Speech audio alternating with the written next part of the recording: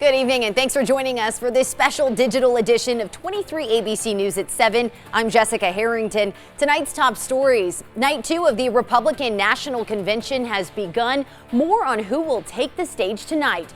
Plus, we hear from a local school and the challenges they faced on the first day back. 23 ABC News at 7 starts now. Good evening. Night 2 of the Republican National Convention has started with First Lady Melania Trump scheduled to address the RNC tonight. She'll make the case for her husband's re-election from the newly renovated White House Rose Garden. Tonight's speakers are expected to address the president's policies on trade, abortion, and the opioid crisis. During night 1, one of the speakers, the national chair of the Trump Victory Finance Committee, who is also the ex-wife of California Governor Gavin Newsom, had some strong words to say about the state. If you want to see the socialist Biden-Harris future for our country, just take a look at California. It is a place of immense wealth, immeasurable innovation, and immaculate environment. And the Democrats turned it into a land of discarded heroin needles in parks, riots in streets, and blackouts in homes. Night 2 of the RNC is underway right now, and of course we'll have a full wrap-up of tonight's speeches and more on 23 ABC News at 11. And as the convention continues tonight, it's pretty simple math. If the president is able to win the same states he won in 2016, he'll be president again. But if you look at the polls, that's not going to be easy, which is why President Trump is looking to win some states Hillary Clinton won. Scripps reporter Joe St. George reports on where the Trump campaign is looking to upset Democrats. From Washington, D.C. It may be live from D.C., but the intended audience for the RNC is nowhere near the Washington Monument. The speeches this week are targeted at voters in Wisconsin, Michigan, Ohio, Florida, Texas, Arizona, and Pennsylvania, all swing states this year that went red for President Trump 4 years ago. If he wins them again, he gets to ride in Marine One for 4 more years. But President Trump's campaign knows there are question marks. Polls indicate each state potentially could turn blue, which is why President Trump may need to win a state won by Hillary Clinton. And while the campaign is investing in states like Nevada and Colorado, people, Minnesota, thank you very much. Minnesota is emerging as the biggest target. It's a state Republicans haven't won since 1972. That's their longest losing streak. Trump spent just $30,000 there in 2016. He's expected to spend $10 million plus this year. It's a state we think we're going to play very well in. Trump campaign advisor Hogan Gidley says Trump's making a play because 4 years ago, he came very close. In 2016, we only lost it by 1.5%, 44,000 votes. Minnesota Republican Party Chair Jennifer Carnahan says Republicans can pull it off by turning out the vote in rural Minnesota, where she says voters are very different than those who live in Minneapolis. The support for our president in those parts of Minnesota has grown. The Republican play for the land of 10,000 lakes isn't just wishful thinking. They have the largest campaign on the ground in the state of Minnesota. Ken Martin is chair of the Minnesota Democratic Party and says while Republicans could win, the Biden campaign is staffing up fast and investing in more ads to prevent that. The cavalry's coming. In Washington, I'm Joe St. George. Next week, the state will be reviewing the eviction moratorium and deciding whether or not to extend it, leaving many unsure how they will pay their rent or mortgage. Today, the Kern County Board of Supervisors approved a $5 million rental and mortgage assistance program to help residents who could be facing eviction. This money aims to help those who are at or below 80% of the area median income, have been financially impacted by COVID-19, and are facing eviction or foreclosure.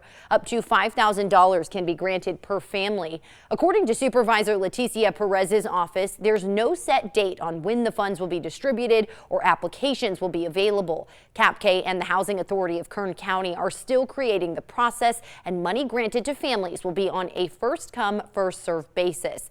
Today, 23 ABC asked Supervisor Perez if the Board of Supervisors can create their own moratorium on evictions. You know, I believe that we can, should the need be presented. I don't know if the political will exists to do such a thing. My suspicion would be no, but we haven't had that conversation, and when we do, it'll happen in public. The city of Bakersfield recently committed $5 million for an assistance program, and the funds approved by the Board of Supervisors today will be combined with the city's to create one program that operates under the same guidelines. The county's program would fund applications outside of city limits, as well as other cities and unincorporated areas of Kern. Both programs will be administered by the Housing Authority of Kern County. For information on when an application can be filled out, you can contact the Board of Supervisors office or you can call 211. The Kern County Fire Department was facing budget cuts, which would have meant a loss in staffing and no additional funding for new equipment. But with the county's Board of Supervisors approving a new budget, the fire department is expected to get funds to help them improve their resources. The County Fire Department spokesperson told 23 ABC they are planning on using the money approved from the budget to maintain staffing as well as improve equipment. We have many engines that are frontline fire engines throughout the communities that have well over 200,000 miles on them. This does not count the hundreds or thousands rather of hours that these engines, these trucks, will be on scene idling, running pumps and other mechanisms to have us be able to complete our jobs effectively. The recommended budget for the Kern County Fire Department includes $10 million. $5 million of that is coming from the fire fund, while the other $5 million is coming from leasing finance.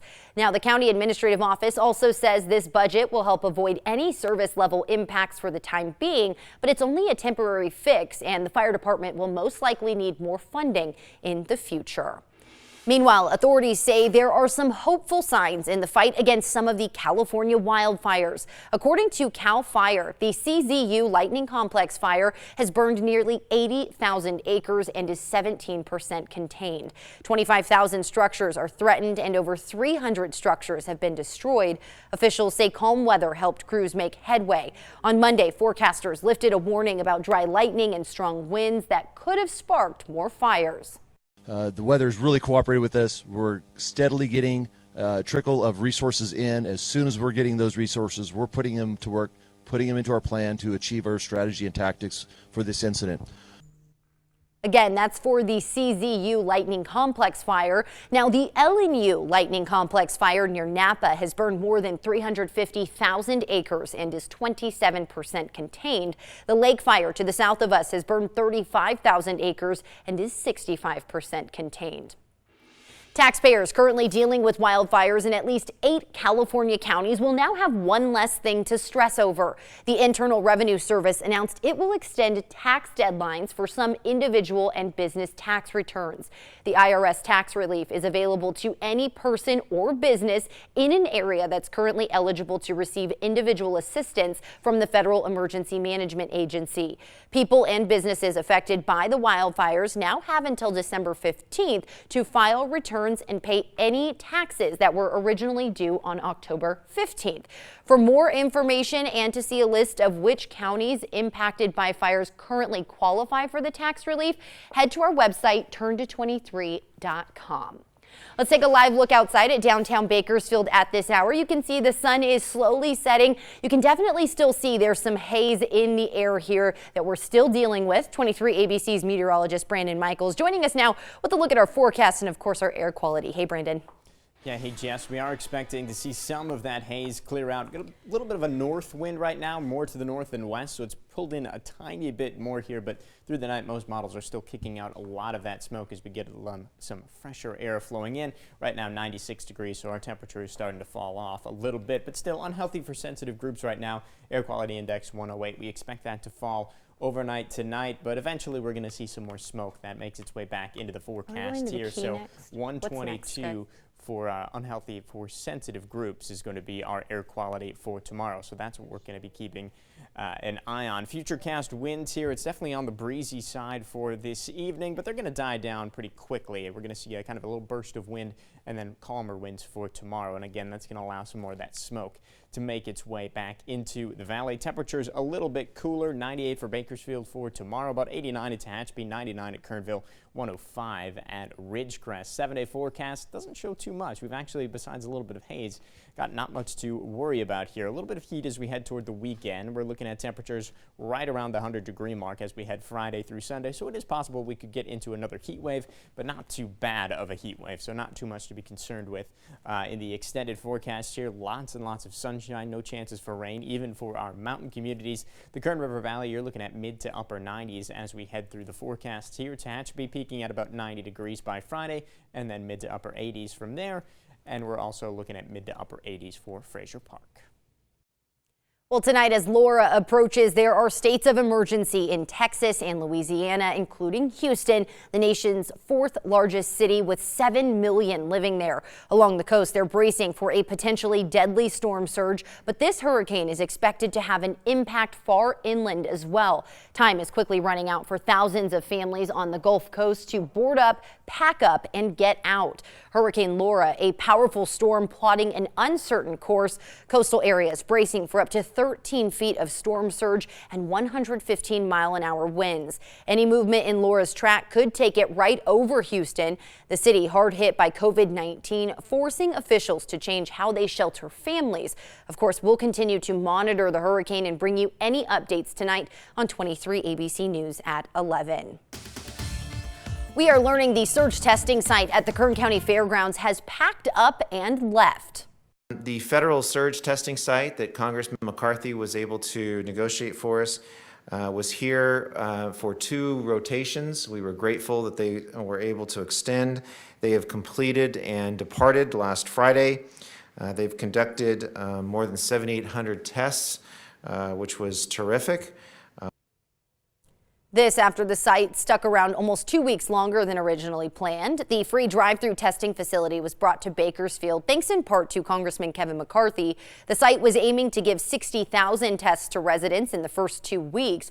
The director said the federal team doing the tests has left, but a mobile testing site is still operating at the fairgrounds at no cost to the county. Today, Kern Public Health reported 11 new COVID-19 deaths, bringing the death toll to 251. Officials also reported 286 new cases, bringing that total to more than 28,500. You can find a more detailed breakdown on our website, turn23.com. The number of Americans newly diagnosed with the coronavirus is falling, a development that experts say most likely reflects more mask wearing, but also insufficient testing, even as the disease continues to claim nearly 1,000 lives in the U.S. each day. According to data compiled by Johns Hopkins University, about 43,000 new cases are being reported daily across the country, down 21% from early August. It is day 2 for many students taking part in distance learning after the first day of classes saw a few unexpected challenges. 23 ABC's Daniela Garrido gives us the biggest takeaways from a BCSD principal. Classes will continue at a distance even after many students and parents weren't able to log in on the very first day of school for the Bakersfield City School District. That's when I found out by 7:45 a.m. Hey, it's up and we're working. So yeah, I was a little bit worried at first.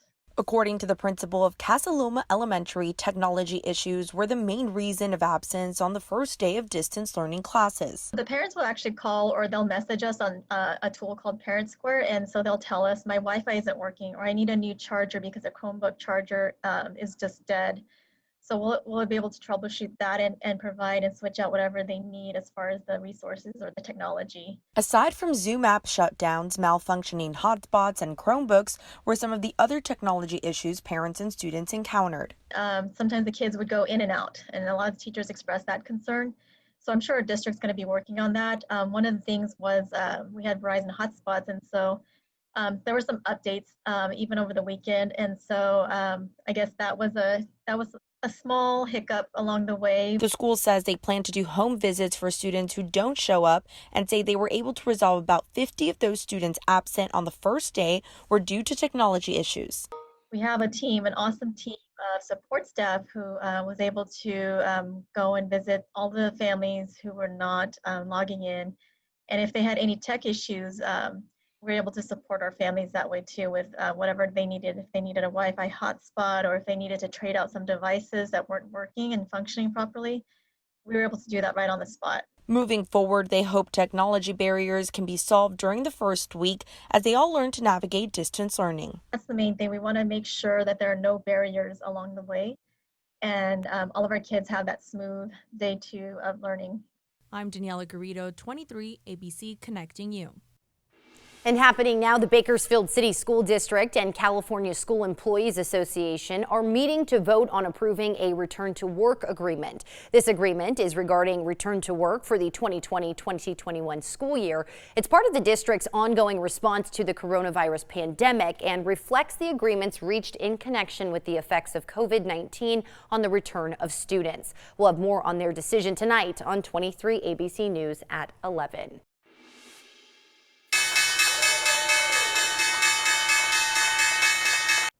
Turning to the stock market today, stocks drifted lower today after each of the S&P 500 and NASDAQ briefly touched another record high earlier in the session. The three major indices also lost steam from pre-market trading when investor optimism had been encouraged by signs of an early phase U.S.-China trade deal despite rising tensions elsewhere between the two countries.